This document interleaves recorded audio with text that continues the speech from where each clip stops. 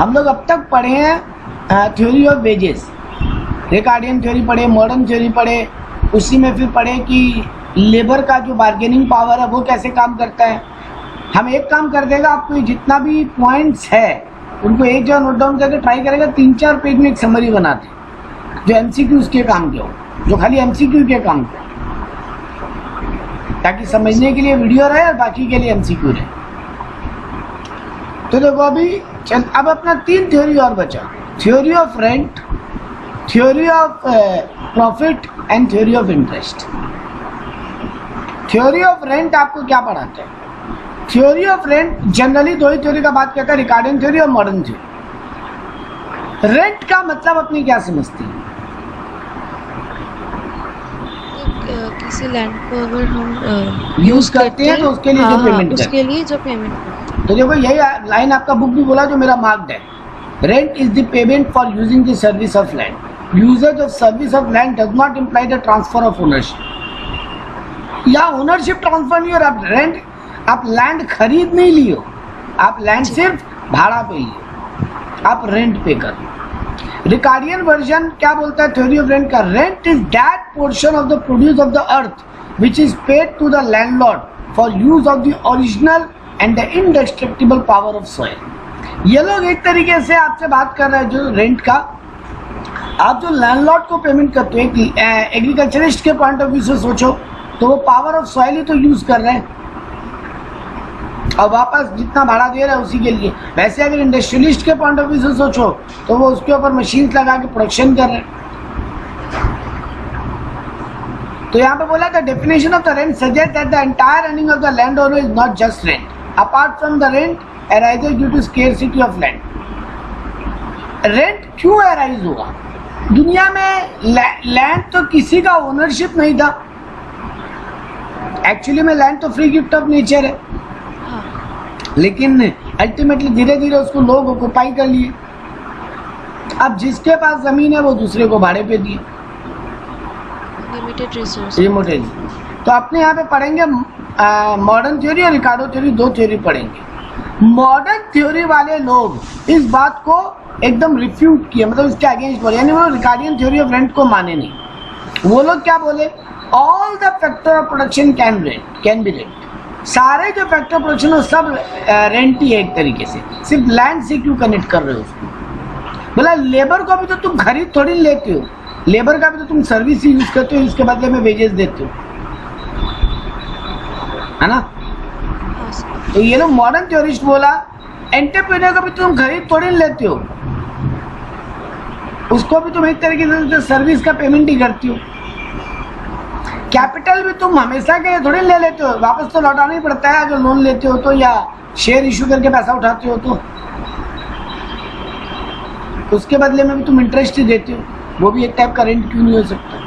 क्योंकि रेंट किसी के भी सर्विस को यूज करने का पेमेंट है, चाहे वो लैंड हो, चाहे वो लेबर हो, चाहे वो कैपिटल हो, चाहे वो एंटरप्रेन्योरशिप स्किल हो। ठीक है ना?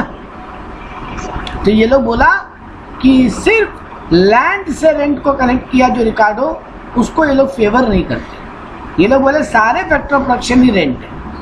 दे defined economic rent as the excess over the transfer price और minimum supply price due to inelastic of supply. कोई आदमी आपको कुछ सप्लाई करता है, उसके लिए जो आप उसको पेमेंट करते हो वही है rent. This implies that lower the elasticity higher will be the rent. अगर कोई चीज़ कम अवेलेबल है उसका रेंट ज़्यादा होगा, कोई चीज़ ज़्यादा अवेलेबल है उसका रेंट कम होगा। अगर इस एरिया में बहुत लैंड खुला पड़ा है, बहुत ज़मीन है, तो ऑब्वियस बात है कोई भी ज़्यादा रेंट नहीं ले पाएगा। वैसे अगर इस एरिया में बहुत लेबर अवेलेबल है तो लेबर का जो वेजेस होगा वो कम ही होगा ना। उल्टा कर दो, इस एरिया में लैंड उतना अवेलेबल ही नहीं है तो फिर रेंट हाई होगा। वैसे इस एरिया में अगर लेबर उतने अवेलेबल नहीं है, लेबरर सॉरी, तो फिर उसका वेजेस पेमेंट हाई होगा। तो ये लोग बोला इलास्टिसिटी के ऊपर सब कुछ कनेक्टेड है। ठीक है, तो अब आते हैं पहला थ्योरी पे, रिकार्डियन थ्योरी। रिकार्डो क्या बोला? रिकार्डो लिया कि रेंट वो पोर्शन ऑफ द लैंड है जिसके लिए लैंडलॉर्ड को पेमेंट होता है। और ये एजम्पशन क्या लिया, indestructible power of the soil, ये सॉइल का पावर कभी डिस्ट्रॉय नहीं होता। Diminishing marginal productivity in case of land, जैसे जैसे लैंड का यूज बढ़ता जाता है उसका प्रोडक्टिविटी कम होता जाता है। Both product and factor market character में परफेक्ट कंपटीशन, मार्केट में पूरा परफेक्ट कंपटीशन है, चाहे वो फैक्टर्स को लेकर हो चाहे वो जो उस फैक्टर से प्रोडक्शन होगा उसको लेकर हो। Land is only use for cultivation purpose, हाँ ये एक बड़ा नेगेटिव पॉइंट लिया, ये इंडस्ट्री का पॉइंट ऑफ व्यू से बात ही नहीं की, ये सिर्फ लैंड को एग्रीकल्चर पर्पस के पॉइंट ऑफ व्यू पे देखा। The supply of land is given from the point of view of society, ये लैंड का सप्लाई ये माना कि सोसाइटी के पॉइंट ऑफ व्यू से। The land is a gift of nature, no cost of production, ये माना लैंड तो फ्री मिलता है ना, उसका कॉस्ट ऑफ प्रोडक्शन कुछ नहीं है, जबकि ऐसा नहीं है, उस लैंड को आपको मेंटेन रखना पड़ता है तो उसका खर्चा होता है। तो वो ये क्या माना है, according to the Ricardo rent can arise in two ways, difference in the productivity of different type of soil. हाँ, कोई अगर सॉइल बहुत प्रोडक्टिव है कोई जमीन का, उसका रेंट ज्यादा होगा, और अगर कोई जमीन का प्रोडक्टिविटी बहुत कम है, मतलब उतना उस पर प्रोडक्शन होता नहीं है, बड़ा जमीन है लेकिन उतना गेहूं उगता नहीं, उतना चावल उगता नहीं है उसके ऊपर, तो उसका रेंट ऑब्वियसली कम होगा। इस टाइप का रेंट को वो क्या बोला, डिफरेंशियल रेंट। तो ये रिकार्डो दो टाइप रेंट को दो वे में बांट दिया, एक बोला डिफरेंशियल रेंट, दूसरा को बोला स्केर्सिटी रेंट। जहाँ पर लैंड का कमी है वहाँ रेंट हाई होगा, और जहाँ पे लैंड बहुत है वहाँ पे रेंट कम होगा। यानी रिकार्डो के अकॉर्डिंगली रेंट दो टाइप का हो गया, differential rent and scarcity rent. अब वो पहले डिफरेंशियल रेंट समझाया, बोला land which is greater productive fertile will have more rent, जो ज़्यादा फर्टाइल लैंड होगा या जिस पे ज़्यादा प्रोडक्टिविटी होता है वो ज़्यादा रेंट देगा। Land which is not able to earn any rent is known as marginal land, और जो लैंड ज़्यादा रेंट या बिल्कुल रेंट कमा के नहीं दे सकता उसको क्या बोलते हैं, उस लैंड को मार्जिनल लैंड। ठीक है। We know that average cost is the sum of average fixed cost and average variable cost। ये बात तो हम भी मानते हैं कि fixed cost वेरिएबल कॉस्ट को जोड़ें तो एवरेज कॉस्ट निकलता है, बट यहाँ माना लैंड फिक्स फैक्टर है और इसका कोई कॉस्ट ऑफ प्रोडक्शन नहीं है, यानी फिक्स कॉस्ट जीरो लगेगा, यानी एवरेज कॉस्ट वही होगा जो एवरेज वेरिएबल कॉस्ट होगा। क्योंकि देखो आप एक बात समझिए, क्या बोलना चाहता है, ये बोल रहा है लैंड का, इसका एजम्पशन क्या था कि लैंड का कोई कॉस्ट ऑफ प्रोडक्शन नहीं है, तो लैंड का अगर कॉस्ट ऑफ प्रोडक्शन नहीं है और लैंड को फिक्स फैक्टर मानते हैं देन इक्वल्स टू जीरो, यानी टोटल जो एवरेज कॉस्ट होगा पूरा का पूरा एवरेज वेरिएबल कॉस्ट होगा। Naturally the low graded land will involve high average variable cost. Low grade का जो लैंड होगा मतलब जिसका क्वालिटी बढ़िया नहीं होगा वहाँ वेरिएबल कॉस्ट ज़्यादा होगा। Medium graded land will have medium variable average variable cost, and the best land जो एकदम बढ़िया ज़मीन है उस पर हाईएस्ट प्रोडक्टिविटी होता है जिसके ऊपर, वहाँ का एवरेज वेरिएबल कॉस्ट सबसे कम होगा। ये अजीब लगा सुनने में? बात सोचो बेटा, अगर वो ज़्यादा प्रोडक्शन दे रहे हैं तो आपका जो ओवरऑल कॉस्ट है वो तो कम हो जाता है ना, और वही अगर कम प्रोडक्शन हो रहा है तो एवरेज कॉस्ट तो हाई हो जाएगा ना, क्योंकि पूरा का पूरा एवरेज कॉस्ट ये लोग क्या माना, वेरिएबल फैक्टर के ऊपर डिपेंडेंट है। ठीक है। हाँ सर। तो ये वाला एक एमसीक्यू के लिए बहुत काम का बात है कि मीडियम लैंड में एबीसी हाई होगा और एकदम बेस्ट क्वालिटी ऑफ लैंड में, सॉरी लो ग्रेडेड लैंड में एबीसी एकदम हाईएस्ट होगा और एकदम बेस्ट क्वालिटी ऑफ लैंड में एबीसी एकदम लोवेस्ट होगा। क्लियर है? अब ये लोग एक्सप्लेन किया स्केर्सिटी रेंट। स्केर्सिटी रेंट का पहले मतलब क्या माना कि जहाँ पे जमीन का अवेलेबिलिटी कम होगा वहाँ रेंट हाई होगा, और जहाँ पे जमीन का अवेलेबिलिटी हाई होगा वहाँ पे रेंट कम होगा। वही डिमांड सप्लाई रिलेशनशिप। ये दो एजम्पशन लिया स्केर्सिटी ऑफ रेंट को समझने के लिए। First one that all plot of land are of equal quality, यानी कि प्रोडक्टिविटी को इग्नोर किया है बेटा, प्रोडक्टिविटी को कांस्टेंट माना है ये सब जमीन में। इस एरिया में अगर 10 प्लॉट ऑफ लैंड है, 10 के 10 आपको सेम प्रोडक्टिविटी अगर देते, और सेकेंड एजम्पशन लिया कि law of diminishing marginal physical productivity of land, और लैंड का धीरे धीरे प्रोडक्टिविटी कम होता जाता है, मार्जिनल प्रोडक्टिविटी हमेशा गिरता चला जाता है। जितना ज्यादा यूज करोगे उतना सॉइल डिस्ट्रक्शन होगा ना। बट ये अपना ही थ्योरी को कॉन्ट्राडिक्ट करता है। ये पहले एजम्पशन लेता है कि land indestructible power of soil है, और फिर बोलता है कि धीरे धीरे प्रोडक्टिविटी कम भी हो। इसलिए इसका थ्योरी को बहुत जन माना नहीं। ठीक है, we know that supply of land is inelastic. Inelastic मतलब इनइलास्टिक प्राइस फिक्स्ड है और बेटा ना, लैंड फिक्स्ड है और सप्लाई प्राइस कम बेसी नहीं हो सकती। हाँ हाँ, सिंपल जबान में बोला करो, इलास्टिसिटी मतलब जो चीज कम बेसी हो सकता है, और सॉलिड तरीके से कम बेसी हो सकता है। और इनइलास्टिक मतलब जो ज्यादा कम बेसी नहीं हो सकता। परफेक्टली इनइलास्टिक मतलब जो बदल ही नहीं सकता, है ना। तो ये माना कि सप्लाई ऑफ लैंड इनइलास्टिक है। ऑब्वियस बात है, अगर इस एरिया में 10 प्लॉट ऑफ लैंड है, ठीक है, हम 1 करोड़ देने को तैयार है। अगर इस एरिया में 10 प्लॉट ऑफ लैंड है और हम 1 करोड़ देने को तैयार है, तो फिर हेलो, चलो ठीक है। तो यहाँ पे अपने स्कैरसिटी ऑफ लैंड में ये 2 एजम्पशन क्या लिया, that all plot of land are of equal quality and the law of diminishing marginal productivity physical level apply करता है। और सप्लाई ऑफ लैंड इनइलास्टिक है। Initially with respect of number of cultivator the amount of land seem to encourage और adequate. Starting में जब number of cultivator कम होंगे तो land बहुत अवेलेबल है, मतलब काम आराम से होता रहेगा। लेकिन जैसे जैसे कल्टीवेटर ऑफ लैंड बढ़ेगा, मतलब इस एरिया में फार्मर नंबर बढ़ते जाएंगे, आपका लैंड पोर्शन कम होता जाएगा। तो स्टार्टिंग में क्या होगा, जब आपका कल्टीवेटर एनफ, आपका जमीन एनफ है आपके पास, तो MRP marginal rate of productivity become 0। MRP the total revenue due to 1 unit of change in cultivation of land. MRP किसको बोलते हैं, change on TR due to change in 1 unit of land. As we know MRP का formula क्या होता है, starting में पढ़े थे, MR equal to MPP. MPP मतलब क्या होता है,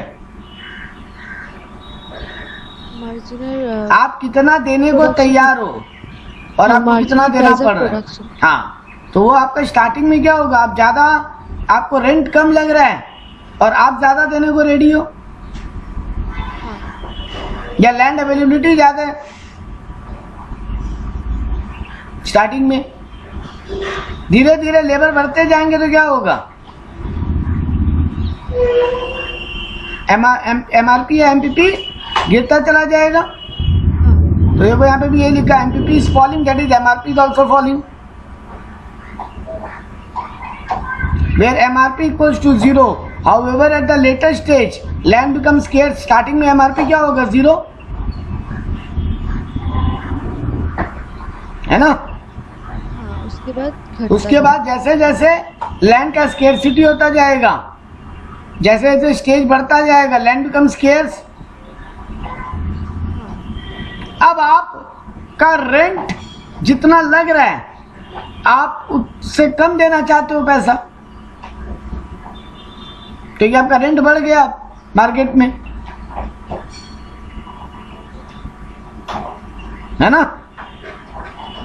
आपका रेंट मार्केट में क्या होगा, धीरे धीरे जैसे जैसे जमीन का रिक्वायरमेंट बढ़ता जाएगा, रेंट बढ़ता जाएगा, और आप देना कम चाहोगे आप पैसा, तो यानी धीरे धीरे आपका एमआरपी जब रेंट से भी नीचे चला जाएगा, आपको ऑब्वियस बात है ना। एमआरपी का मतलब कि आपका एक्स्ट्रा कमाई उस लैंड से, स्टार्टिंग में आपका कमाई ज्यादा है, रेंट कम है, आप और जमीन लेना चाहोगे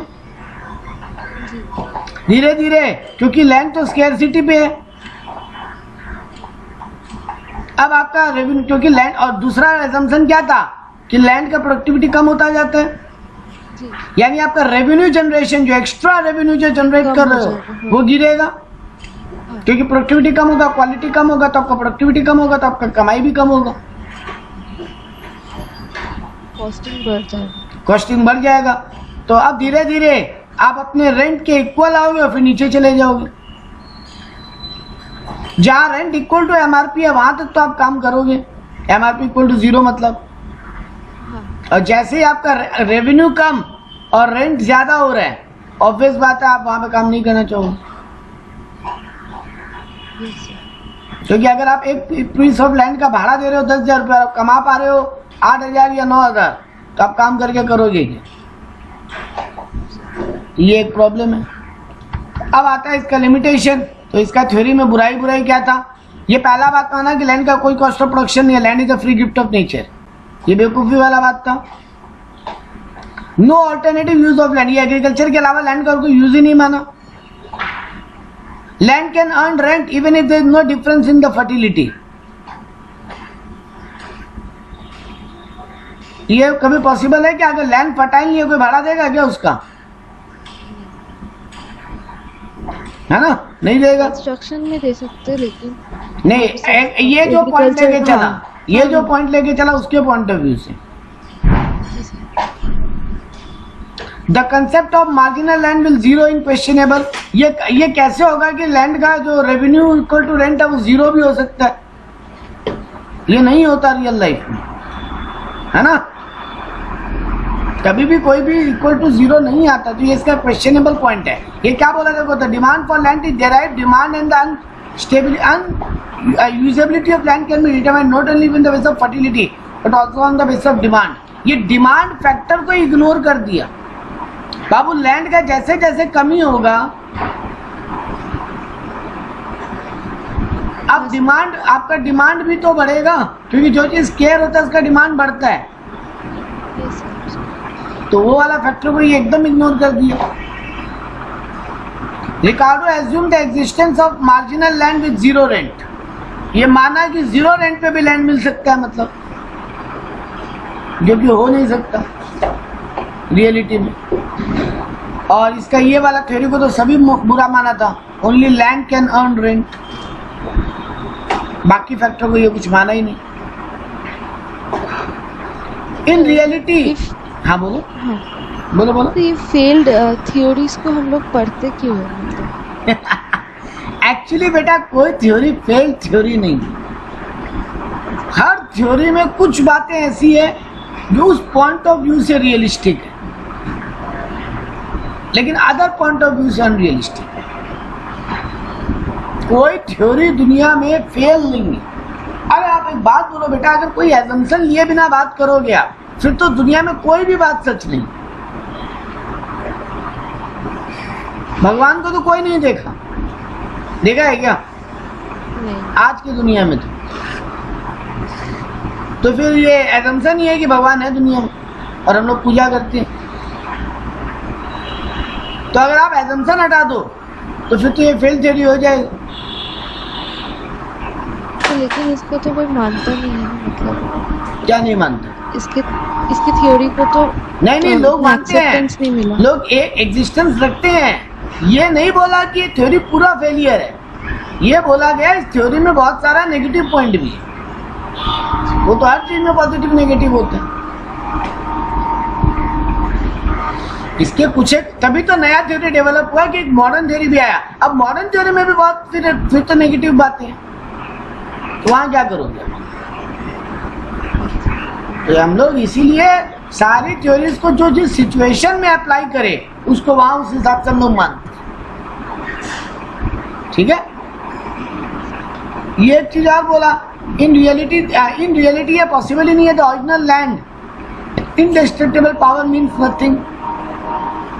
इनडिस्ट्रक्टिबल पावर बोलते कुछ होता ही नहीं है, और सप्लाई ऑफ लैंड इनइलास्टिक है।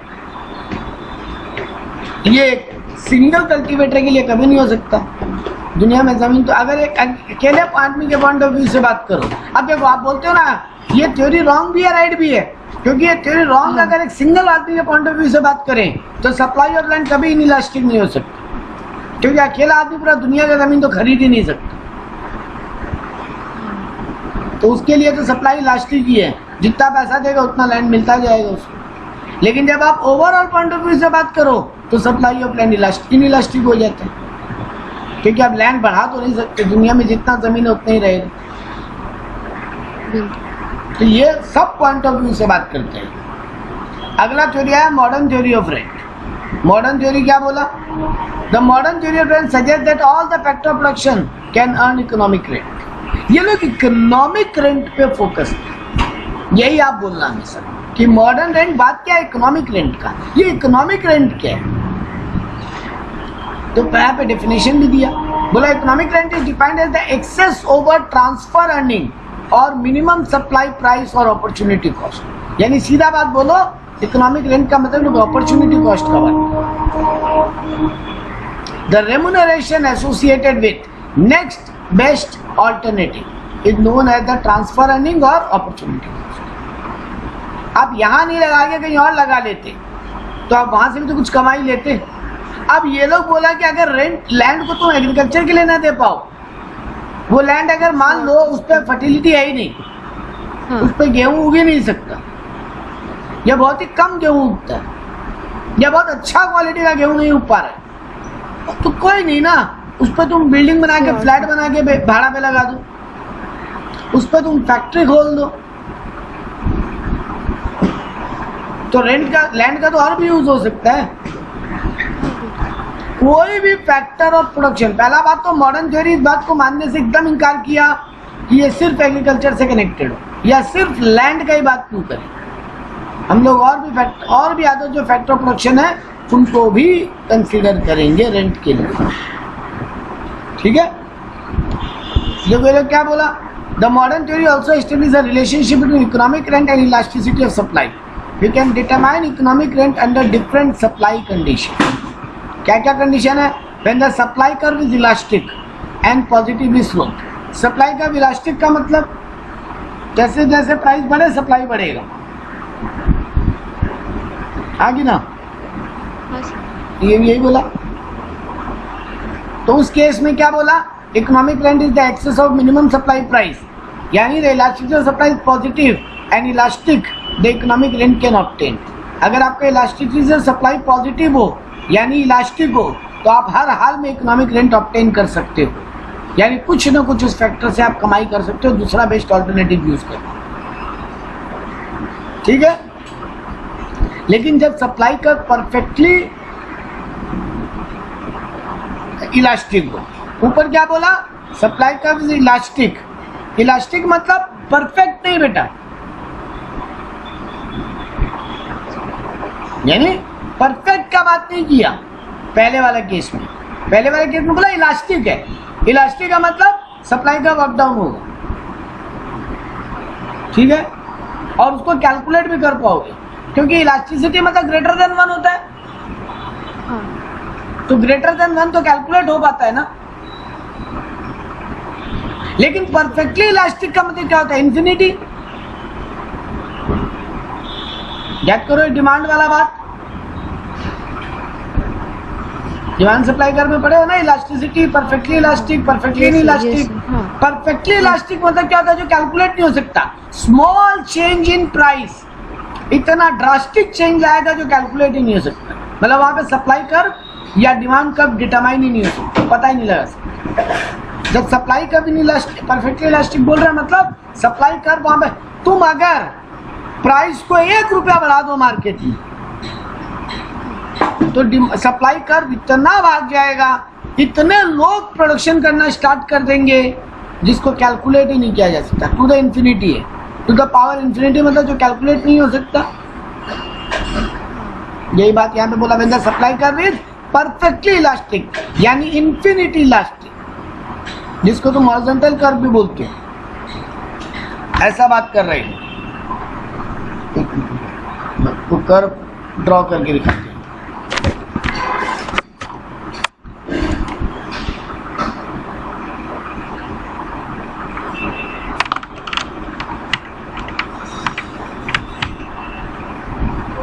ये लोग ऐसा कुछ बात कर रहे हैं,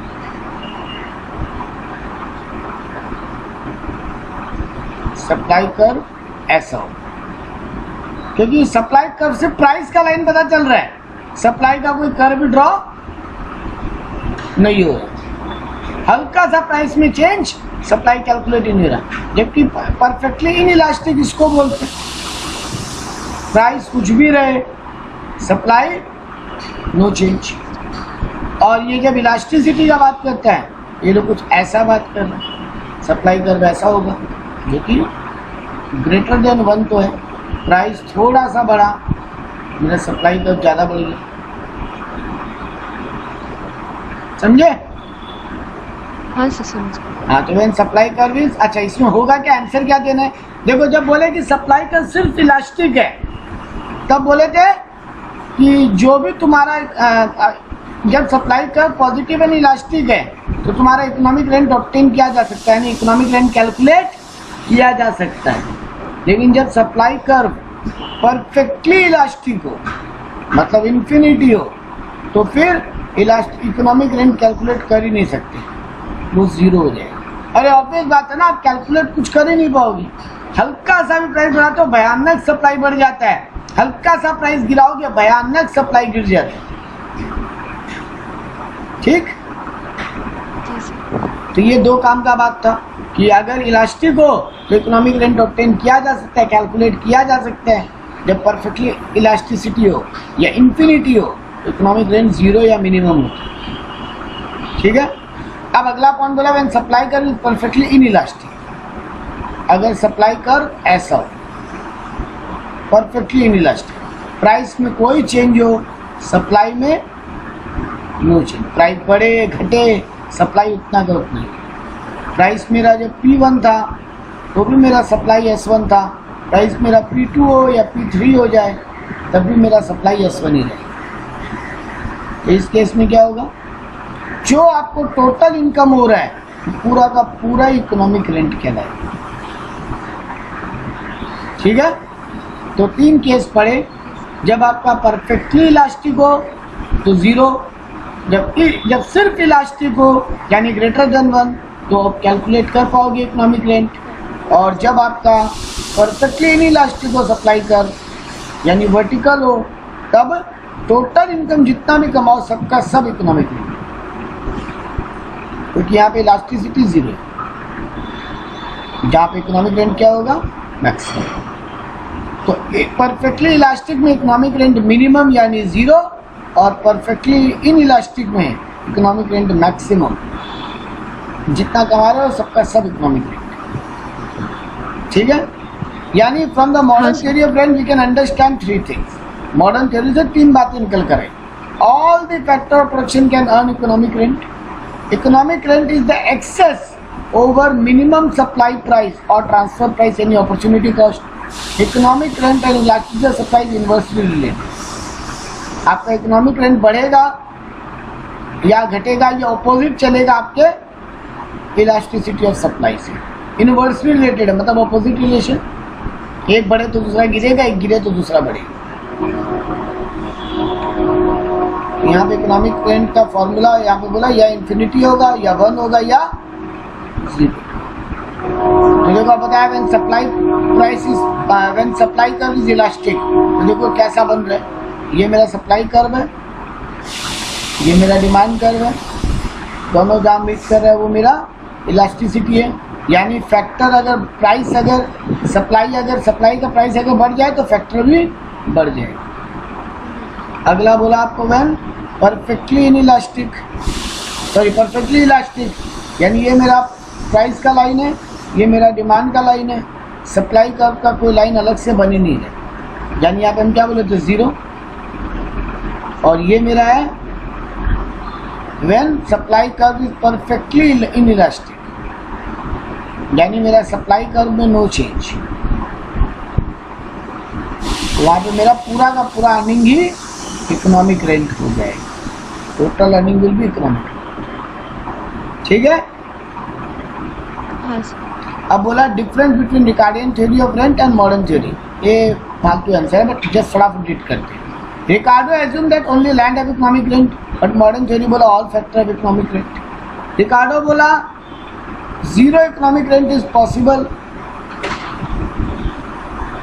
फॉर मार्जिनल लैंड, यानी जो लैंड उतना बढ़िया क्वालिटी नहीं देता या नो प्रोडक्टिविटी देता उनके लिए 0 इकोनॉमिक रेंट पॉसिबल है।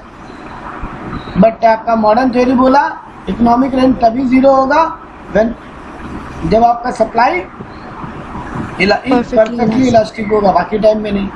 Rent does not determine the crop price.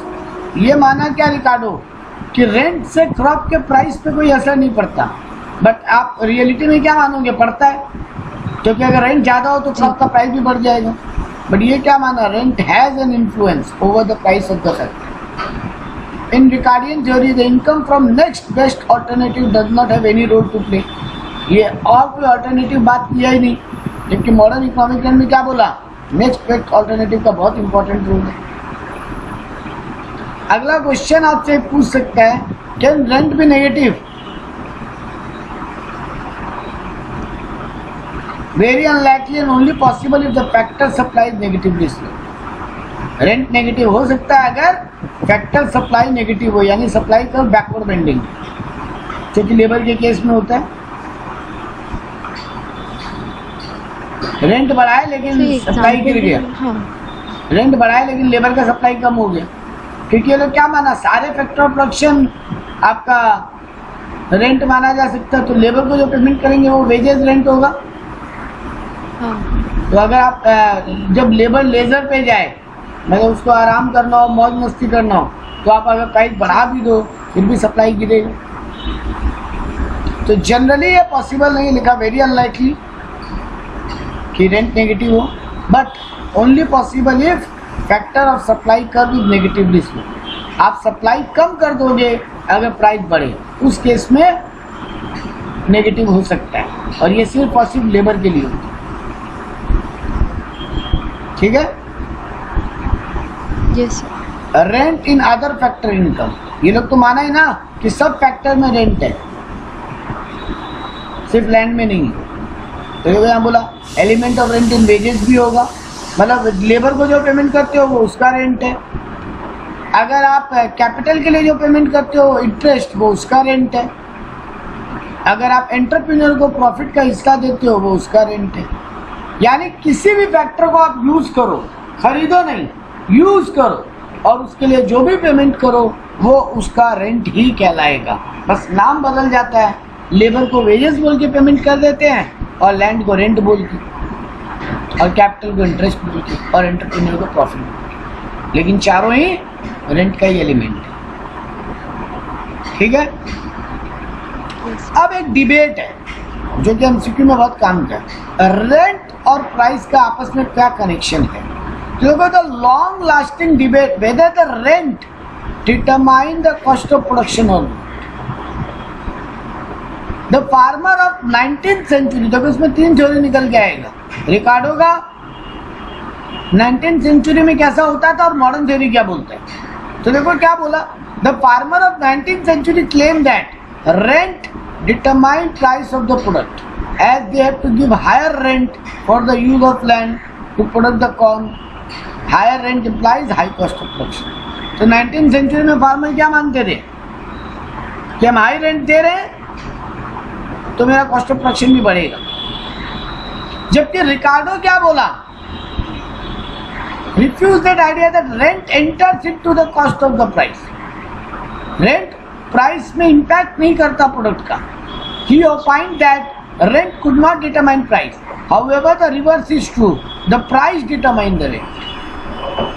ये उल्टा माना कि प्रोडक्ट का प्राइस पे उस जमीन का रेंट डिपेंड करता है। मतलब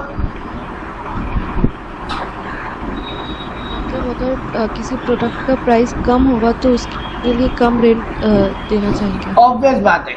ये माना अगर एक जमीन है जिस पे प्रोडक्टिविटी कम क्वालिटी का हो रहा है तो वो कम दाम में बिकेगा बाजार में जी। तो वैसा जमीन लेने के लिए किसान कम रेंट देना चाहेगा। और कोई जमीन पे बहुत अच्छा क्वालिटी प्रोडक्शन होता है तो किसान ज्यादा पैसा भी देने को तैयार होगा उस जमीन को भाड़ा पे लेने के लिए। तो ये उल्टा माना, ये बोला रेंट प्रोडक्ट के प्राइस पे इम्पैक्ट नहीं करता बल्कि प्रोडक्ट का प्राइस रेंट पे इम्पैक्ट करता है। He has a positive relationship between rent and price. If the price is high, rent will be high. And conversely if the price is low rent will also. ठीक है, modern theory वापस वो 19th century वाले farmers का बात माना। Supply of land is fixed, the price of the rent depend on the demand for the land. Now if the price of the product rises, the demand for the land also rises. ठीक है, और आखिरी theory, आप एक अकेले आदमी के point of view से अगर सोचते हो, price is rent determined which is just opposite to Ricardian and modern theory. ये लोग क्या माना कि प्राइस पे रेंट डिपेंड करता है, सॉरी रेंट पे प्राइस डिपेंड करता है। यानी जो 19th सेंचुरी वाला जो किसान माना वो इंडिविजुअल पॉइंट ऑफ व्यू है, और एक मॉडर्न और रिकार्डो का पॉइंट। रेंट में आखिरी पार्ट है, चैप्टर रेंट वाला पार्ट खत्म हो जाएगा, मतलब लैंड का पार्ट खत्म हो जाएगा, फिर प्रॉफिट और इंटरेस्ट बचेगा। क्वासी रेंट किसको बोलते हैं? क्वासी का मतलब क्या समझते हो?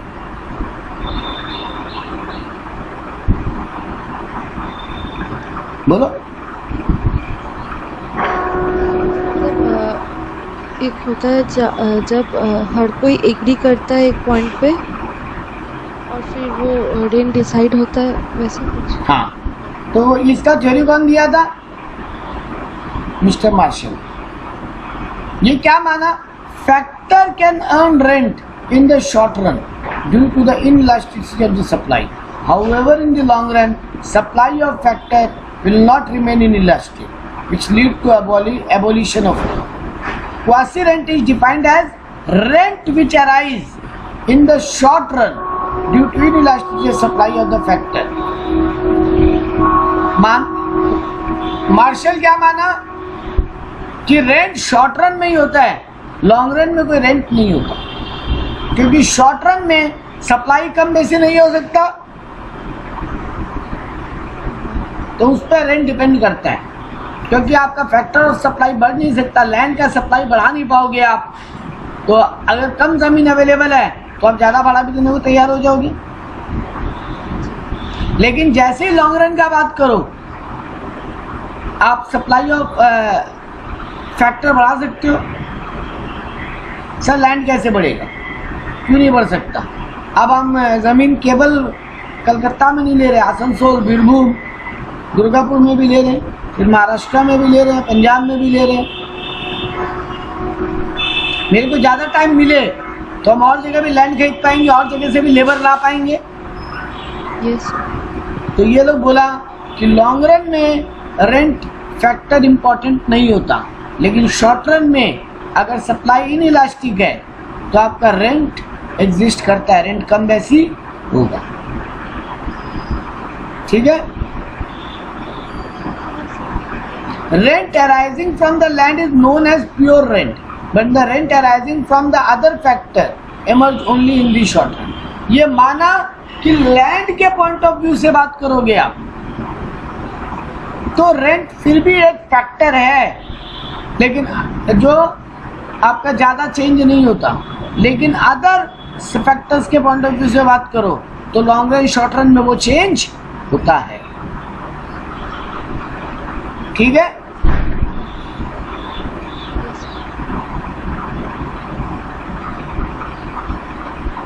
क्योंकि यहाँ पे क्या बोला, क्वासी रेंट का मतलब क्या, फॉर्मूला क्या बोला? टोटल अर्निंग जितना कर रहे हो आप और माइनस जितना टोटल वेरिएबल कॉस्ट पेमेंट कर रहे हो वही रेंट है। और फिर बात है, रेंट को आप फिक्स फैक्टर माने हो। आप टोटल एक आइटम बेच के 1000 रुपया कमाए और आपका वेरिएबल कॉस्ट लगा उस चीज के लिए 900 रुपया, तो बाकी 100 रुपया आप क्या चीज कर लिए? फिक्स फैक्टर है ना। 100 रुपया जो एक्स्ट्रा आप ले रहे हो, बेटा आप एक चीज 1000 रुपया में बेच रहे हो, आपका वेरिएबल कॉस्ट 900 रुपया लगे, तो बाकी 100 रुपया और जो आप ले रहे हो फिक्स फैक्टर है आपका। तो यहाँ पर यही रेंट मानिए। बोला वो जो total minus revenue minus variable cost जब कर दें, जो फिक्स फैक्टर निकल के आएगा वही रेंट। ठीक है। तो क्वासी रेंट का फॉर्मूला बोला total revenue minus total cost minus total fix cost. एक ही बात हो गया। टीबीसी का यही ब्रेकअप है, ठीक है। जी। फिर ये लोग इस ब्रेकअप को खोला तो total revenue minus total cost plus total fix cost बोलो, यही क्वासी रेंट है। यानी क्वासी रेंट का मतलब profit plus total fix cost. आप जो 100 रुपया ले रहे हो इसमें आपका प्रॉफिट भी छुपा हुआ है और आपका फिक्स फैक्टर का चार्ज भी छुपा हुआ है। 1000 रुपया में आप कोई सामान बेचते हो और अगर हम बोले उसका रॉ मटेरियल और लेबर 900 रुपया था तो आप एक्स्ट्रा कितना ले रहे हो? 100 रुपया। उस 100 रुपया में आपका प्रॉफिट भी होगा। और हाँ सर। अगर आप भाड़ा दे रहे हो, लेबर को अकाउंटेंट को सैलरी दे रहे हो, यानी फिक्स कॉस्ट भी रिकवर कर रहे हो उसी में। तो यही बोला कि क्वासी रेंट का मतलब प्रॉफिट प्लस टीएफसी है। ये मार्शल का ठीक है।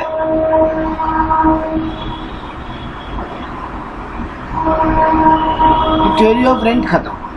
थ्योरी ऑफ प्रॉफिट पे जाएं। देखो थ्योरी ऑफ प्रॉफिट बड़ा सिंपल है, ये ज़्यादा कुछ नहीं है, एक एक लाइन में बहुत सारा थ्योरी बोल दिया। प्रॉफिट का मतलब क्या समझते हो? जो एंटरप्रेन्योर को पेमेंट करोगे एक फैक्टर को यूज करने में, वही तो प्रॉफिट है। सर बोलेंगे? जो आप एंटरप्रेन्योर को पेमेंट करोगे वही तो बिजनेस में प्रॉफिट एलिमेंट है।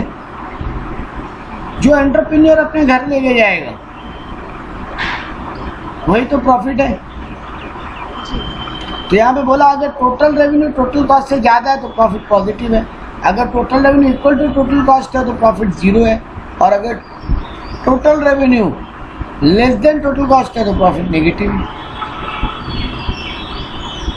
अब ये लोग बात किया दो टाइप का प्रॉफिट होता है इकोनॉमिक्स के पॉइंट ऑफ व्यू से, बेटा अकाउंट्स के पॉइंट ऑफ व्यू से नहीं, ग्रॉस प्रॉफिट और नेट प्रॉफिट। क्योंकि अकाउंट्स के पॉइंट ऑफ व्यू से बात करोगे तो जीपी मतलब हो गया था सेल में से खाली डायरेक्ट एक्सपेंसेस को माइनस करना, और जब इनडायरेक्ट भी माइनस कर दो तो नेट प्रॉफिट आ जाता है ना। अकाउंट्स में हाँ हाँ हाँ। अकाउंट्स में ट्रेडिंग किया यही तो बोलता था, ट्रेडिंग में सारा डायरेक्ट खर्चा माइनस करते थे सेल से, जीपी आ जाता था, और वही जीपी से जब सारा पीएल का इनडायरेक्ट आइटम माइनस करते थे तो आपका नेट प्रॉफिट आ जाता था। हाँ हाँ। बट यहाँ पे इकोनॉमिक्स में बोला जीपी और एनपी का मतलब अलग है। ये लोग जीपी तब माना बेटा जब आप अपने टोटल रेवेन्यू से खाली एक्सप्लिसिट कॉस्ट माइनस कर दो। अब ये एक्सप्लिसिट कॉस्ट किसको बोलते थे इकोनॉमिक्स में?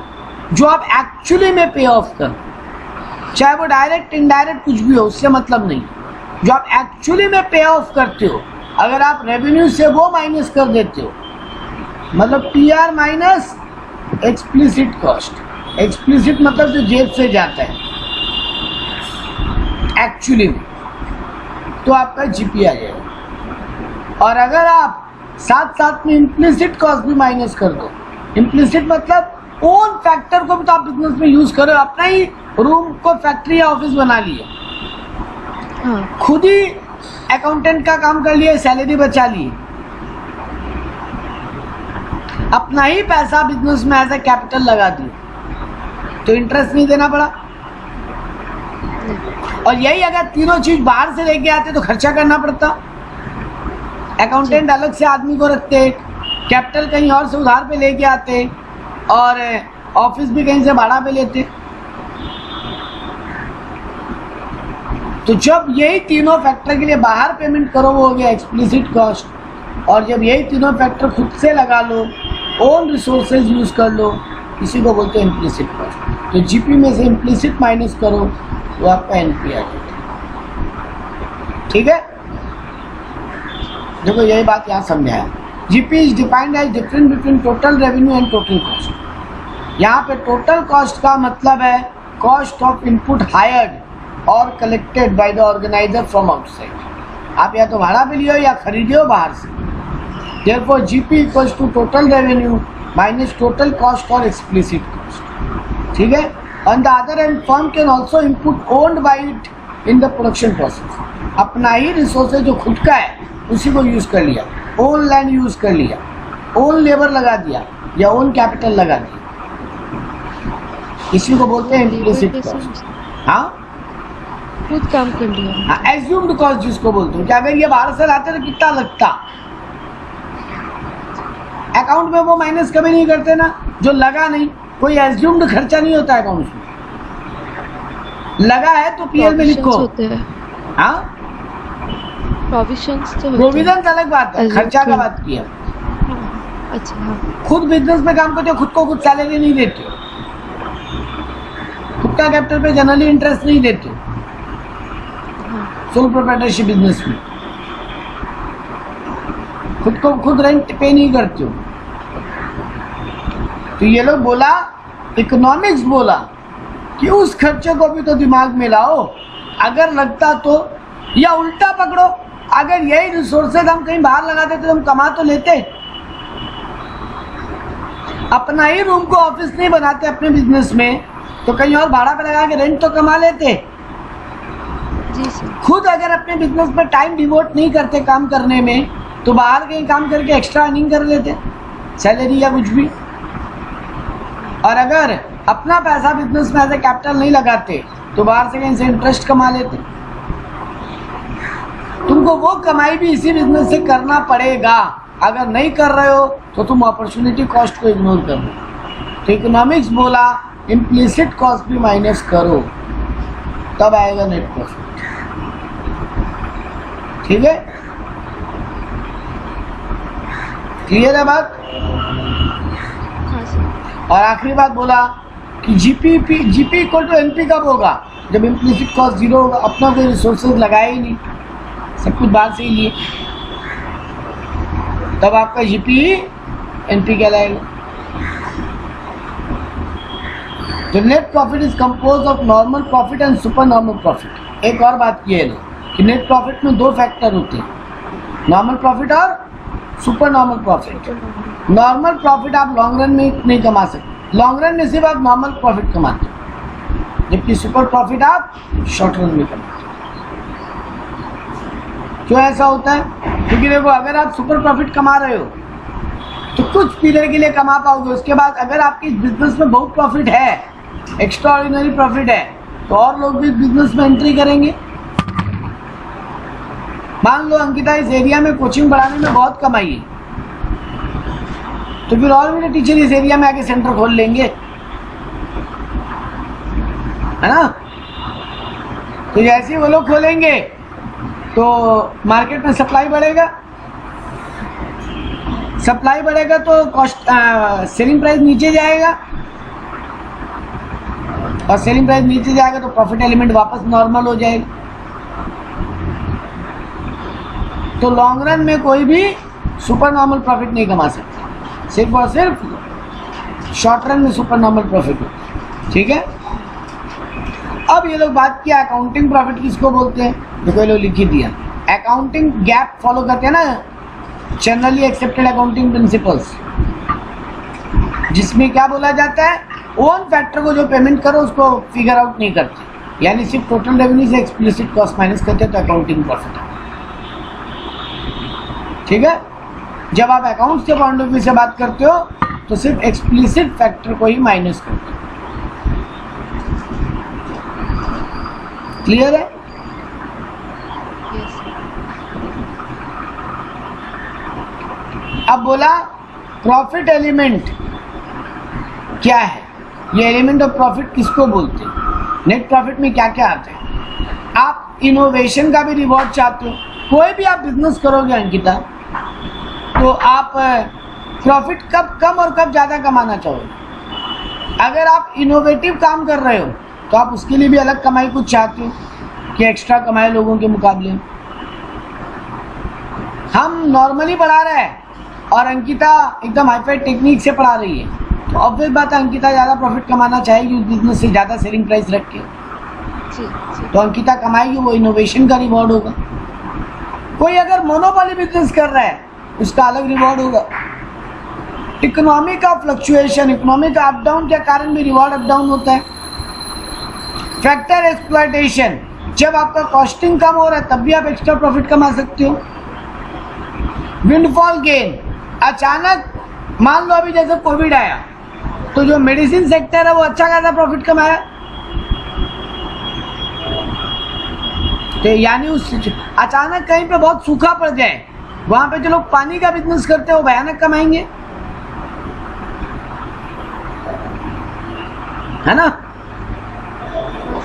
तो वो लोग का प्रॉफिट को बोलते हैं विंडफॉल गेन। उसके अलावा आप रिस्क का भी रिवॉर्ड चाहते हो, अगर हम ज़्यादा खतरा उठा रहे हैं तो हमको ज़्यादा प्रॉफिट होना चाहिए। प्रोडक्ट डिफरेंशिएशन, कोई अगर ये बोलता है मेरा प्रोडक्ट उससे पूरा अलग है, जैसे एप्पल बोलता है बाकी मोबाइल से पूरा डिफरेंट है इसलिए एप्पल ज़्यादा प्रॉफिट कमाता है, हाई रेंज में प्रॉफिट प्रोडक्ट बेचता है। सपोर्ट बाय द गवर्नमेंट, किसी बिजनेस को बहुत गवर्नमेंट सपोर्ट करने लगे अचानक, क्या ये प्रोडक्ट का जो काम करेगा उसको बहुत सारा बेनिफिट्स देंगे हम, वहाँ प्रॉफिट बढ़ेंगे। जब दो बड़े बिजनेस मर्जर होते हैं वहाँ भी प्रॉफिट एलिमेंट बढ़ जाते हैं, ठीक है। हाँ सर। अब बेटा फटाफट 7-8 अलग अलग राइटर अलग अलग थ्योरी ऑफ प्रॉफिट दिए कि प्रॉफिट अलग अलग वेराइटी से जनरेट हो सकता। पहला बोला रेप्यूटेड इकोनॉमिक्स क्या क्या दिया, पहला बोला डायनेमिक थ्योरी ऑफ प्रॉफिट, ये जेबी क्लार्क बोला 1900। ये क्या माना कि प्रॉफिट डायनेमिज्म में ज्यादा आएगा। डायनेमिज्म मतलब आप जितना ज्यादा अलग अलग वैरायटी का काम करोगे ग्रोथ उसी के कारण आएगा। देखो यहाँ पे क्या बोला, change in population growth, change in the production method, change in the want of the consumer, change in the labour force, change in the taste and preference, change in the education and culture, change in the capital, ये सब के कारण भी profit up down होता है। उस type के profit को क्या बोलते हैं, डायनेमिक प्रॉफिट, ठीक है। और जहां पे ये सब फैक्टर स्टैटिक रहते हैं, इस पैराग्राफ में बोला जहां ये सब फैक्टर स्टैटिक रहते हैं, ज्यादा बदलते नहीं है, वहां पे प्रॉफिट कम होता है। कैपिटल ऑलमोस्ट फिक्स चल रहा है, लेबर सप्लाई ऑलमोस्ट फिक्स चल रहा है, टेक्नोलॉजी ऑलमोस्ट सेम ही यूज कर रहे हो, तो वहां ज्यादा प्रॉफिट आप नहीं कमा पाओगे। तो this theory is almost similar to computer innovation theory. आगे एक थ्योरी आएगा कंप्यूटर इनोवेशन थ्योरी, वो वाला थ्योरी इस थ्योरी का ऑलमोस्ट सिमिलर है। इस थ्योरी का दूसरा नाम general form of innovative theory भी बोलते हैं। इसका लिमिटेशन क्या है, हर एक थ्योरी बताया उसका बुराई बताया, बस यही किया है। Dynamism does not guarantee profit. क्या सिर्फ डायनामिक होने से कमाई हो जाएगा, जरूरी है, गारंटी है इस बात का? नहीं। Profit can also emerge due to efficiency of the entrepreneur. इस बात को एकदम इग्नोर किया ही कि अगर आपका एंटरप्रेन्योर ज्यादा एफिशिएंट है तो वहां भी तो कमाई बढ़ता है, लेकिन ये लोग बोला नहीं, सिर्फ फैक्टर्स बदले तो कमाई बढ़ता है। और तीसरा बात, change does not always ensure emergence of profit. हर बार बदलने से प्रॉफिट हो जाएगा इस बात का कोई गारंटी नहीं है। कुछ चेंजेस तो प्रेडिक्टिव है, मतलब कुछ चेंजेस ऐसा है जो ऑलमोस्ट प्रेडिक्ट कर सकते हो, ऐसा चेंज तो आएगा ही, तो जब वैसा चेंज आता है तो उसमें कोई प्रॉफिट बढ़ता नहीं। सेकेंड थ्योरी बोला risk bearing theory of profit. ये मिस्टर H.B. हॉले, एक अमेरिकन इकोनॉमिस्ट, 1907 में एक थ्योरी दिया। ये बोला प्रॉफिट रिस्क एलिमेंट से बढ़ता है, जो ज्यादा रिस्क लेगा वो ज्यादा कमाएगा, जो कम रिस्क लेगा वो कम कमाएगा, ठीक है ना। ये बोला प्रॉफिट रिस्क और अनसर्टेनिटी पे डिपेंड करता है। एंटरप्रेन्योर का यही तो मेन काम भी है कि वो रिस्क ले, और वो रिस्क का रिवॉर्ड चाहते हैं। तो ये थ्योरी दिया, इसका भी लोग बुराई किए, बोला ये बहुत नैरो कंसेप्ट है, ये बाकी फैक्टर्स को ओवरलुक कर दिया। Profit is actually the reward of minimising the risk. लोग बोला प्रॉफिट एक्चुअली जितना रिस्क कम कर सकते हो तुम बिजनेस में, उसी का कमाई है। तुम ज्यादा रिस्क लोगे, हो सकता है लॉस खा जाओ, है ना। हाँ, और लोग रिस्क को हैंडल करने के लिए इंश्योरेंस करवाते हैं। लोग रिस्क को हैंडल करने का प्रॉफिट कमाना नहीं चाहते, क्योंकि रिस्क उतना रिस्क कोई लेना नहीं चाहता। High risk does not imply high rate of profit. हर बार अगर रिस्क लेने से कमाई होता तो बिजनेस तो ऐसे बहुत सारे फ्लॉप भी हुए। अभी ठीक आ रहा है, अभी ठीक आ रहा है boys?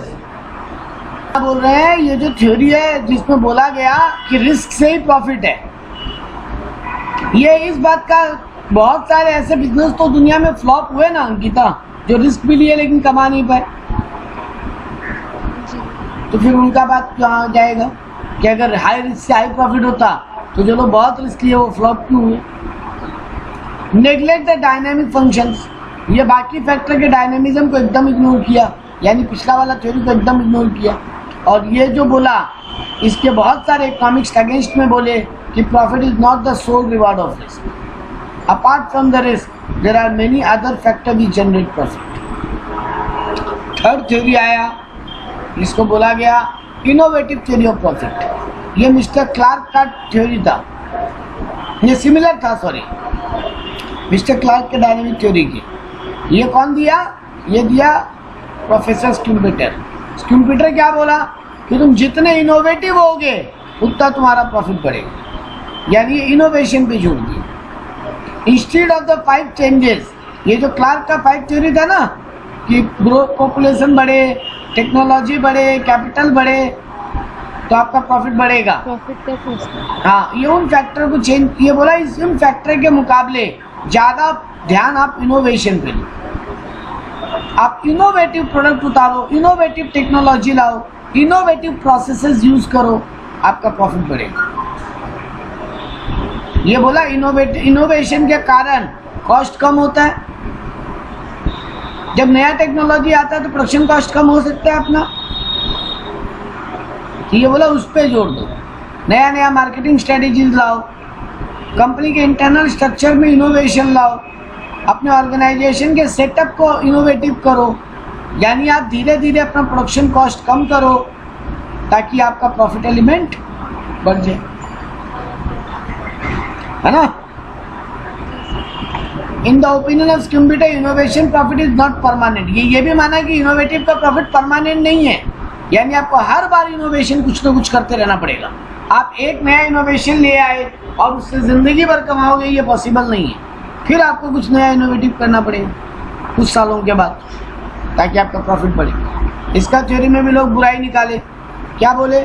The theory is an incomplete theory, क्योंकि ये सिर्फ इनोवेशन पे जोर दिया, बाकी फैक्टर का कोई बात ही नहीं किया।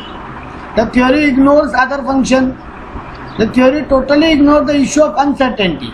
ये रिस्क और अनसर्टेनिटी के ऊपर कोई बात ही नहीं किया, ये रिस्क को एकदम इग्नोर करके चला गया, जबकि टेक्नोलॉजी बढ़ाने से भी तो रिस्क बढ़ता है। अगला थ्योरी आया रेंट थ्योरी ऑफ प्रॉफिट। लोग ये माना कि आप जो रेंट कमाते हो वही आपका प्रॉफिट होता है। The theory was developed by Francis A Walker. ये क्या बोला? Profit is the rent differential ability that an entrepreneur may possess over other entrepreneur. एक एंटरप्रेन्योर दूसरे एंटरप्रेन्योर से जितना अलग होगा वो ज्यादा कमा पाएगा। तुम्हारा एबिलिटी मेरे से बेटर है, तुम मेरे से ज्यादा कमाओगे, और उस डिफरेंस को वो रेंट का नाम दिया। प्रोफेसर वॉकर क्या बोला? अंकिता ज्यादा एबल है नीरज से, तो अंकिता ज्यादा प्रॉफिट कमाएगी। यानी कुल मिला के ये एबिलिटी ऑफ द एंटरप्रेन्योर पे फोकस कर और उस फैक्टर को रेंट बोलते हैं। Profit are the same genus as rent. देखो ये क्या बोला? बोला एक लैंड अगर ज्यादा प्रोडक्टिव है और एक लैंड कम प्रोडक्टिव है, किसमें ज्यादा रेंट मिलेगा? ज़्यादा प्रोडक्टिव। वैसे ही एक एंटरप्रेन्योर अगर ज्यादा एफिशिएंट है और एक एंटरप्रेन्योर कम एफिशिएंट है, कौन ज्यादा कमाएगा? यानी ये एक तरीके से बोला प्रॉफिट रेंट के जैसा ही है।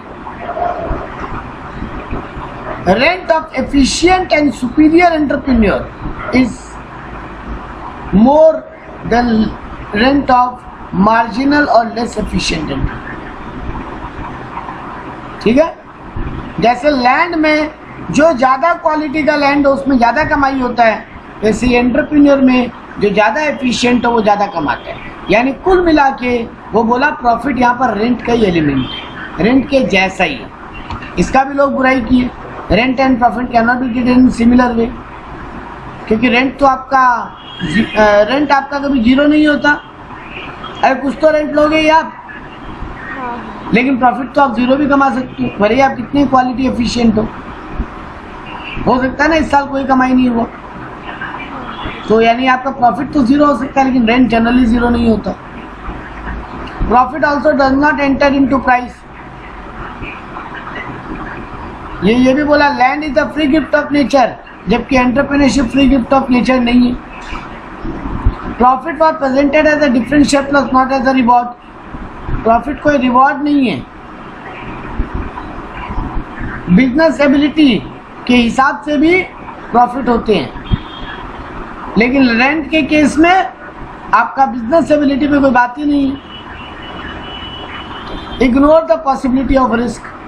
रेंट में कोई रिस्क नहीं होता ना जनरली, लेकिन बिजनेस में प्रॉफिट कमाने में रिस्क है। अगला थ्योरी बोला uncertainty bearing theory of profit.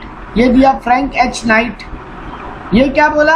ये भी हॉलेस थ्योरी ऑफ रिस्क को ही आगे डेवलप किया। ये रिस्क के साथ अनसर्टेनिटी भी जोड़ दी। दुनिया में दो टाइप का अनसर्टेनिटी होता है, एक फोर्सिएबल और एक रिस्क को सही दो कैटेगरी में बांटा है। एक फोर्सिएबल, एक अनफोर्सिएबल। फोर्सिएबल मतलब जिस रिस्क को आप बचा सकते हो। कैसे बचाते हो रिस्क को? इंश्योरेंस करवा के। इंश्योरेंस, जो रिस्क इंश्योरेबल है उसको बोलते हैं फोर्सिएबल, और जो रिस्क अनएनफोर्सिएबल है यानी जिसका इंश्योरेंस पॉसिबल नहीं है उसको बोलते हैं अनएनफोर्सिएबल रिस्क। जैसे देखो यहाँ पे एग्जांपल दिया नॉन एनफोर्सिएबल रिस्क का, जो इंश्योरेंस नहीं हो सकता। टेक्नोलॉजी का रिस्क, टेक्नोलॉजी मार्केट में नया आ जाएगा, इसका कोई इंश्योरेंस होता है क्या? आपका कंपटीटर आपसे बेटर है और वो आपसे ज्यादा कमा लेगा, इस बात का इंश्योरेंस करवा सकते हो क्या? गवर्नमेंट क्या डिसीजन लेगा, टैक्स कितना बढ़ाएगा, पेट्रोल का दाम कितना बढ़ाएगा, ये सब पे कोई इंश्योरेंस होता है क्या? साइक्लिकल रिस्क, बिजनेस में अप डाउन तो आते ही है। बिजनेस का एक साइकिल होता है ना, एक बार बहुत ऊपर जाएगा, फिर नीचे आएगा, फिर ऊपर जाएगा, फिर नीचे आएगा, इसका कोई इंश्योरेंस नहीं होता। मार्केट में डिमांड टूट जाएगा, इसका भी कोई इंश्योरेंस नहीं होता। तो ये सब रिस्क को बोला गया अनइंश्योरेबल रिस्क। ये रिस्क कौन बियर करेगा? अल्टीमेटली एंटरप्रेन्योर, और इसके लिए वो जो प्रॉफिट कमाएगा ये उसका बात। अनसर्टेनिटी है ना, यही तो इसका थ्योरी था, uncertainty bearing theory of profit. यानी ये बोला जिस चीज का इंश्योरेंस हो सकता है उस पे एंटरप्रेन्योर का कोई जरूरत नहीं है, लेकिन जिस चीजों का इंश्योरेंस नहीं हो सकता, जिन रिस्क का, वहां पर एंटरप्रेन्योर का रोल आता है, क्योंकि ये सब रिस्क वो खुद बियर करते हैं और इन रिस्क के बदले में वो जो कमाई चाहता है या करता है उसको बोलते हैं प्रॉफिट। ठीक है, इसका थ्योरी में भी लोग बुराई निकाला कि अनसर्टेनिटी कभी कैलकुलेट नहीं हो सकता, तो कैसे आप उसके लिए कितना प्रॉफिट लोगे, कैसे जज करोगे? हमेशा अनसर्टेनिटी का कमाई हो जाए ये भी कोई जरूरी नहीं। आप रिस्क लिए और फेल हो गए तो ये लोग मोनोपोली को इग्नोर किया और सारा अनसर्टेनिटी अकेला एंटरप्रेन्योर बिल्ड करते, ये जरूरी है क्या? कुछ एक अनसर्टेनिटी वो दूसरों के गले पे भी तो डाल देते हैं। मान लो हम लोन पे पैसा लेके काम किया, तो एक तरीके से देखा जाए तो हम अपना अनसर्टेनिटी को, जो मेरे को पैसा दिया है ब्याज पे, उस पर भी ट्रांसफर कर दिया,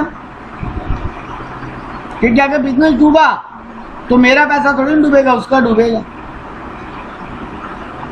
आया ना, क्योंकि हम तो इंसॉल्वेंट। हाँ बेटा, हम इंसॉल्वेंट डिक्लेयर हो गए तो अल्टीमेटली कौन झेला रिस्क? हाँ, तो फिर तो यानी एक तरीके से देखो, रिस्क आप भी झेल रहे हो, बट आप थोड़ा हद तक रिस्क ट्रांसफर भी तो कर दिए। आपके साथ कोई और भी तो आपका रिस्क झेल रहा है, अनसर्टेनिटी को बियर कर रहा है। इस बात को लोग पूरा इग्नोर किया। एक और थ्योरी आया, monopoly power theory of profit. ये क्या बोला कि जो आदमी मोनोपोली बिजनेस करेगा वो ज्यादा कमाएगा, और जो कंपटीशन वाला मार्केट में काम करेगा वो कम प्रॉफिट कमाएगा। यानी प्रॉफिट मोनोपोली पे डिपेंड करता है। देखो यहाँ पे क्या लिखा, risk for the emergence of profit in the lack of competition in the market. जितना कम कंपटीशन होगा मार्केट में उतना प्रॉफिट कमाने का चांस ज्यादा है। ये तो बात वैसे ठीक ही है कि मोनोपोली ज्यादा प्रॉफिट कमाते हैं, परफेक्ट कॉम्पिटिटिव मार्केट से, है ना। जी सर। प्रॉफिट कॉम्पिटिटिव मार्केट जो है वो लॉन्ग रन में सुपर प्रॉफिट नहीं कमा सकते, लॉन्ग रन में सिर्फ नॉर्मल प्रॉफिट कमा के रह जाते हैं। लेकिन मोनोपोली वाले मार्केट वाले आगे भी जाके लंबा प्रॉफिट कमाते हैं। Monopoly firm purchase the input at low rate. Monopoly को ये भी एक फायदा है कि वो अकेला प्रोड्यूसर है, सामने वाला अगर उसको रॉ मटेरियल सस्ता नहीं देगा, बोलेगा जाओ नहीं लेंगे, तो सामने वाले को पता है मेरा रॉ मटेरियल और कौन खरीदेगा इसके अलावा। जैसे एग्जांपल बोलते हैं, आप रेलवे का वैगन बनाते हो, डब्बा, ठीक है। अब अगर रेलवे आपको बोल दे हम तो इतना में एक डब्बा लेंगे, दोगे तो दो, नहीं तो भाड़ा में जाओ, आप कहीं और डब्बा बेच पाओगे क्या? आप बोलोगे नहीं, किसको बेचोगे? मतलब रेलवे का डब्बा नहीं बेचते। हम बोल रहे हैं आप वही बनाते हो, आप वो मैन्युफैक्चरर हो और रेलवे मेरा है, रेलवे हम मान लो, तो मेरा तो मोनोपोली है ना मार्केट में। तो जो मेरे को रॉ मटेरियल लगेगा, डब्बा मेरा रॉ मटेरियल है यहाँ पे, तो वो आप हमको मेरे प्राइस पे दोगे ना, हम उसका कॉस्ट कम रखवा सकते हैं, क्योंकि आप मजबूर हो, मेरे अलावा कोई आपके पास तो बायर ही नहीं होगा। अब आप ये तो नहीं कर सकते ना कि एक कॉमन पब्लिक को रेलवे का डब्बा बेच दिए और वो लोग उसमें घर बना के रहने लग गए, ये नहीं हो सकता सर। ये होता तो बहुत बढ़िया बिजनेस हो जाता। तो फिर यहाँ पर जो मोनोपोली है वो कम प्राइस लगवा सकता है और अपने प्रोडक्ट को हाई रेट पे बेच सकता है। अब रेलवे अचानक अगर ट्रेन का भाड़ा बढ़ा दे, आप कुछ भी कर लो, आपको अगर ट्रेन में जाना है तो जाना तो पड़ेगा ही। तो रेलवे जिसका मोनोपोली है वो अपने इनपुट का कॉस्ट कम करवा के और आउटपुट का कॉस्ट हाई करवा के अच्छा खासा प्रॉफिट कमा सकते हैं, क्योंकि उसका कोई क्लोज सब्स्टिट्यूट भी नहीं है ना। जी सर। ये इस फॉर्मूला, ये आदमी कौन दिया था मोनोपोली थ्योरी? लर्नर। यहाँ पे एक लर्नर इंडेक्स ऑफ मोनोपोली बनाया, फॉर्मूला बनाया, that price minus marginal cost divided by price. अगर price greater than marginal cost होगा हमेशा ही आपका, ऑब्वियस बात है, जो आपका एक्स्ट्रा खर्चा लग रहा है कोई चीज बनाने में, आप उससे ज्यादा दाम में उसको बेचोगे अगर आपका मोनोपोली है तो। अभी कोरोना में देख लो, रेलवे अपना सारा कंसेशन बंद कर दिया टिकट्स पे, क्योंकि उसको लगा मेरा मार्जिनल कॉस्ट बढ़ रहा है, प्राइस हमको ज्यादा रखना पड़ेगा, तो हम कंसेशन हटा देते हैं। ओल्ड एज पर्सन को और बाकियों को रेलवे में कंसेशन मिलता है ना। एलपीजी को ले लो, एलपीजी को ले लो, सिलेंडर से सब्सिडी हटा दिया। पहले आपके घर में जो सिलेंडर आता था 500-600 में आता था ना, अभी वो 1000 में आ रहा है। प्राइस क्यों बढ़ा?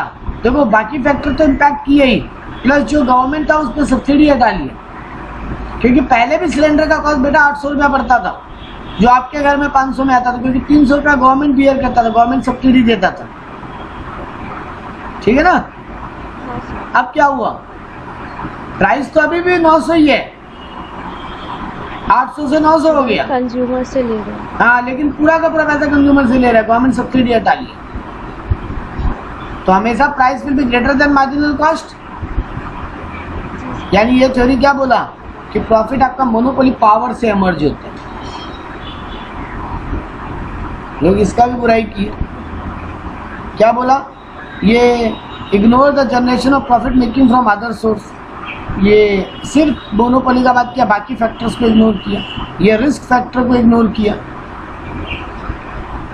कई बार मोनोपोली जो गवर्नमेंट का होता है, लेकिन गवर्नमेंट आपको सब्सिडी देकर लॉस बियर कर रहा था ना, तो वो फैक्टर इग्नोर किया कि हमेशा मोनोपोली वाला प्रॉफिट नहीं कमाता, कभी उसको सोसाइटी के पॉइंट ऑफ व्यू से सोचना पड़ता है। वेज थ्योरी ऑफ प्रॉफिट, ये क्या माना कि प्रॉफिट कुछ नहीं है, जो आप वेजेस कमाते हो वही प्रॉफिट है। American economic Taussig develop the theory, Taussig the theory tells that profit is likely like wage which is given to the entrepreneur for the service rendered by. Profit कुछ नहीं है, लेबर आपके लिए काम किया, आप उसको वेजेस दिए, एंटरप्रेन्योर आपके लिए काम किया, आप उसको पैसा दिए, यानी बिजनेस उसको पैसा दिया, यही उसका प्रॉफिट है। A labor work hard to earn wages. Similarly, entrepreneur hard and in efficient manner in order to earn profit. यानी ये बोला प्रॉफिट कुछ नहीं वेजेस है, लोग इसका भी लिमिटेशन निकाल दिए।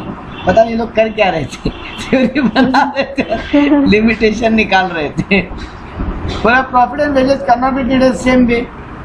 देखो वेजेस फिक्स होता है ना, ऑलमोस्ट मिलेगा ही मिलेगा, सर्टेनिटी है कुछ वहाँ पे, लेकिन प्रॉफिट में कोई सर्टेनिटी है क्या?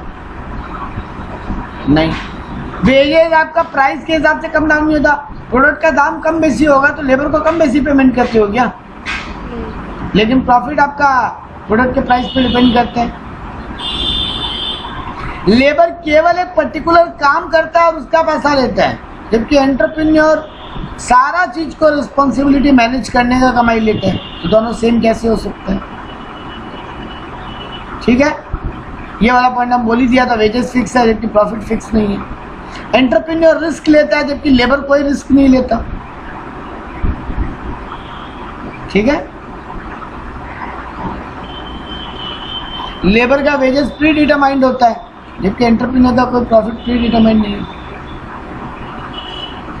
अच्छा, यहाँ पर एक बात और भी बोला, लेबर को तो आप एक्सप्लॉइट भी कर लेते हो, कम पेमेंट करते हो। ये कार्ल मार्क्स बोला, क्या बोला कि लेबर को आप कम पेमेंट करते हो ना। जनरली लेबर को दुनिया में कहीं पर भी चले जाओ, जितना मिलना चाहिए उतना मिलता है क्या? नहीं, लेकिन प्रॉफिट तो आप भयानक कमा लेते हो। You find that exploiting the labor is the sole reason of profit making। वाह, ये तो भयानक ही थ्योरी लेके आए। बोलता तुम लेबर को जितना एक्सप्लॉइट करते हो वही तुम्हारा प्रॉफिट है। गजब थ्योरी दिया, लेकिन पागलों वाला बात करते हैं। ये बोल रहा है लोग लेबर का खून चूस के कमाई करते हैं, सीधा बात। तो आप लेबरर को जितना मेहनत करवा सकते हो और उसको जितना कम पेमेंट में मना सकते हो वही आपका प्रॉफिट है। लोग इसी में भी बुराई निकाला, ऑब्वियस बात, इसका तो बुराई निकलना ही चाहिए था। ये लोग बोला कि ओनर का कैपिटल कहाँ गया, वो सिर्फ लेबर का खून चूस के थोड़ी नहीं कमा रहा, वो पैसा लगा रहा है, उसका भी तो कमाई आ रहा है उसको। लेबर ओनली प्रोडक्टिव फैक्टर तो नहीं है, और भी तो फैक्टर है प्रोडक्शन के। तो ये तो खाली लेबर के बात क्या, बाकी फैक्टर से जो एंटरप्रेन्योर है वो बाकी फैक्टर से कमाई नहीं करता है क्या? वो कैपिटल लगाता है, उस बात का इंटरेस्ट भी कमाता है, वो अपना बिजनेस में टाइम देता है खुद, उस बात का प्रॉफिट भी कमाता है, और वो अपना जमीन यूज कर रहा है, उस बात का रेंट भी कमाता है। तो बाकी फैक्टर इग्नोर। एक और थ्योरी आया, marginal productivity theory of profit. ये नियो क्लासिकल इकोनॉमिक्स इसके बारे में बात। ये थ्योरी क्या बोलता है? राइट, आदमी का नाम था चैपमैन। ये बोलता है profit are equal to the marginal worth of the entrepreneur, they are determined through marginal productivity of the entrepreneur. जितना एक्स्ट्रा प्रोडक्टिविटी तुम्हारे अंदर आएगा उतना ही तुम्हारा प्रॉफिट है। ये नॉर्मल बात।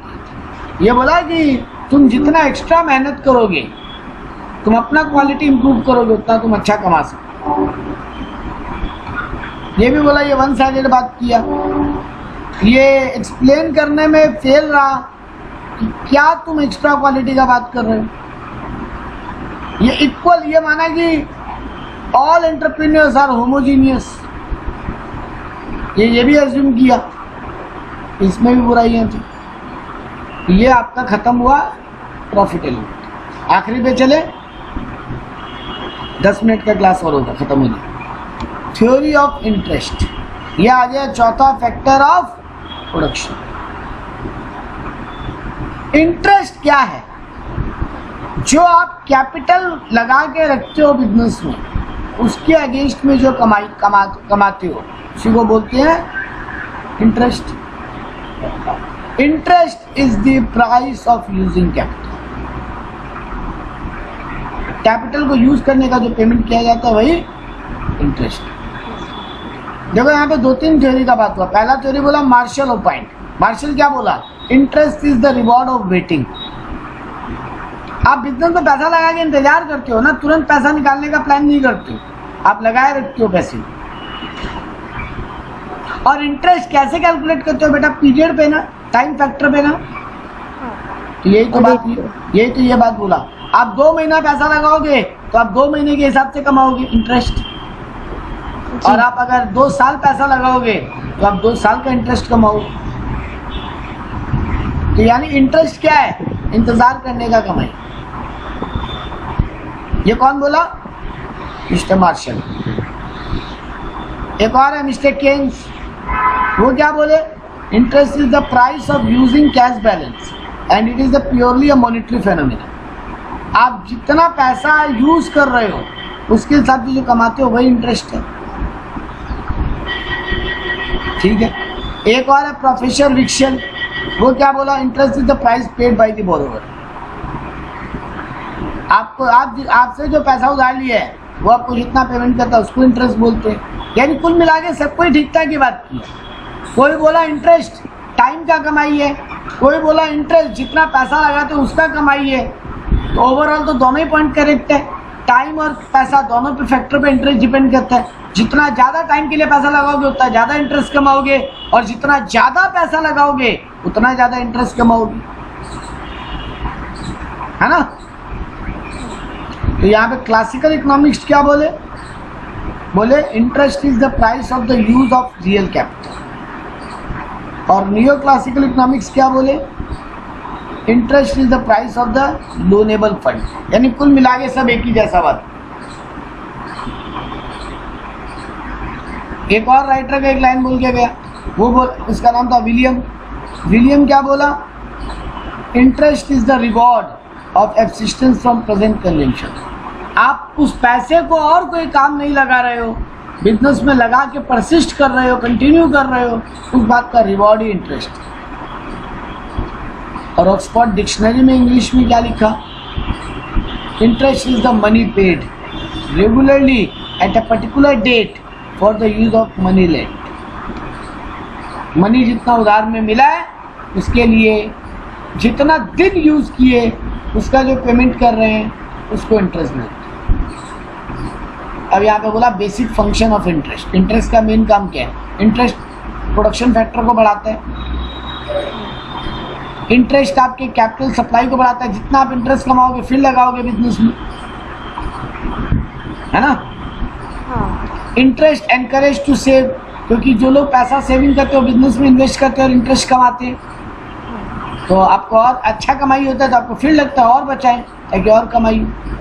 देश का इकोनॉमिक डेवलपमेंट बढ़ाता है। फिर बोला टाइप्स ऑफ इंटरेस्ट, 2 टाइप का इंटरेस्ट बोला, ग्रॉस इंटरेस्ट और नेट इंटरेस्ट। ग्रॉस इंटरेस्ट किसको बोलेंगे? Annual rate of interest to be paid on an investment, या फिर कोई सिक्योरिटी या कोई deposit before tax. Tax minus करने के पहले जो आप कमाई कमा रहे हो, यानी ईबीआईटी। ठीक है। ग्रॉस इंटरेस्ट में क्या क्या एलिमेंट आ गया? बोला ग्रॉस में आपका इंश्योरेंस रिस्क, इंश्योरेंस का पैसा भी आ जाता है। आप जो भी मेहनत करते हो, जो भी इनकन्वीनियंस झेलते हो, वो उसका कंपनसेशन भी इंटरेस्ट है। आप जो सर्विसेज यूज कर रहे हो, यानी बेटा फिक्स और वेरिएबल खर्चा दोनों जोड़िए। ठीक है। और नेट में क्या किया? देखो पहले यहाँ पे बोला ग्रॉस इंटरेस्ट में 4 एलिमेंट आते हैं।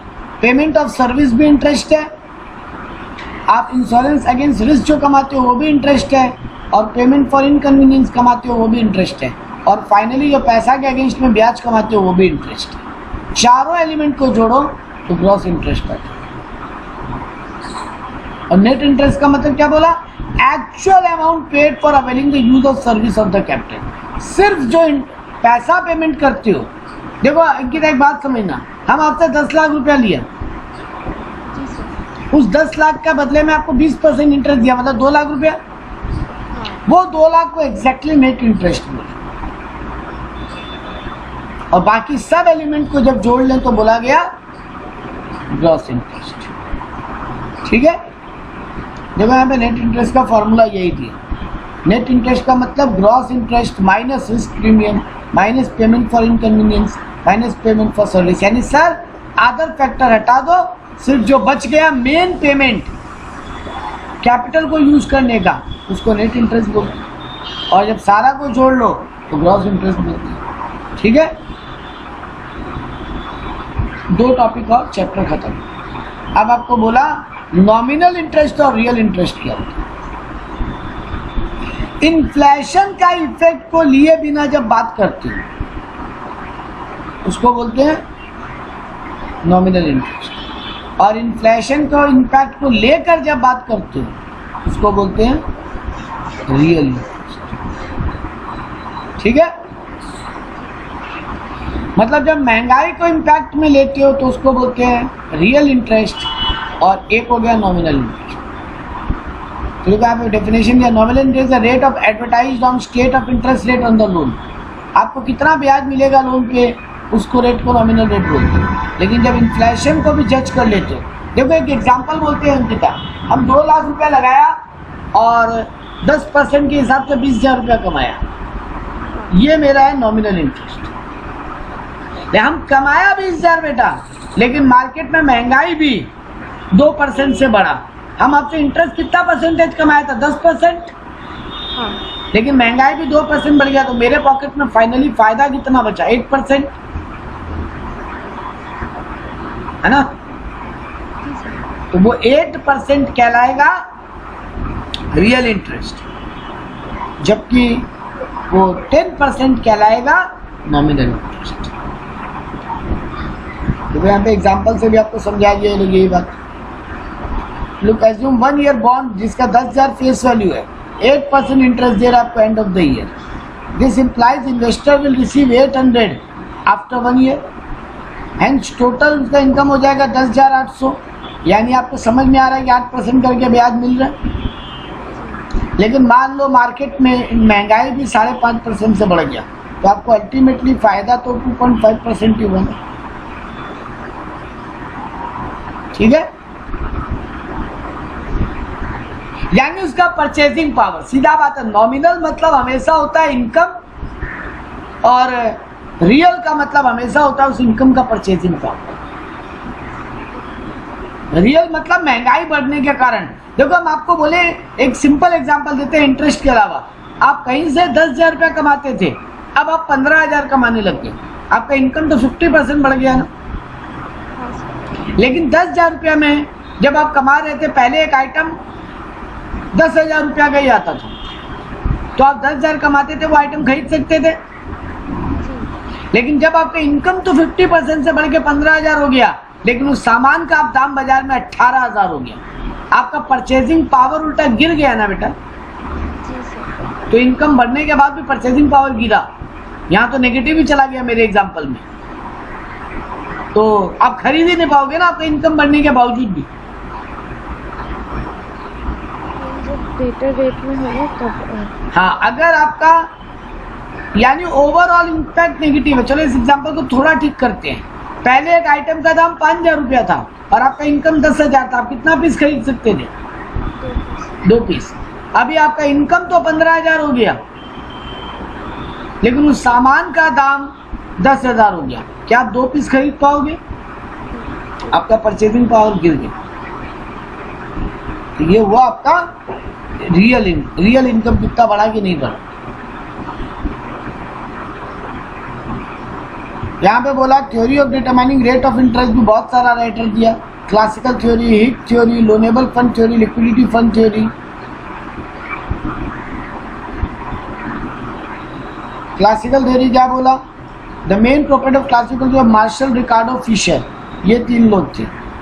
ये बोले according to this theory demand for the supply of saving और capital determine the rate of interest. बाजार में पैसे का कितना डिमांड और सप्लाई है उसके ऊपर रेट ऑफ इंटरेस्ट डिपेंड करता है, और ये एकदम परफेक्ट बात है। हाँ कि ना, बाजार में कोई चीज का डिमांड बढ़ जाए, लोन का अगर बहुत डिमांड है अभी तो इंटरेस्ट महंगा हो जाएगा, लोन का सप्लाई बहुत बढ़ जाए तो इंटरेस्ट सस्ता हो जाएगा, एंड वाइस वर्सा। यानी ये लोग demand of saving and capital का बात, and supply of saving and capital का बात।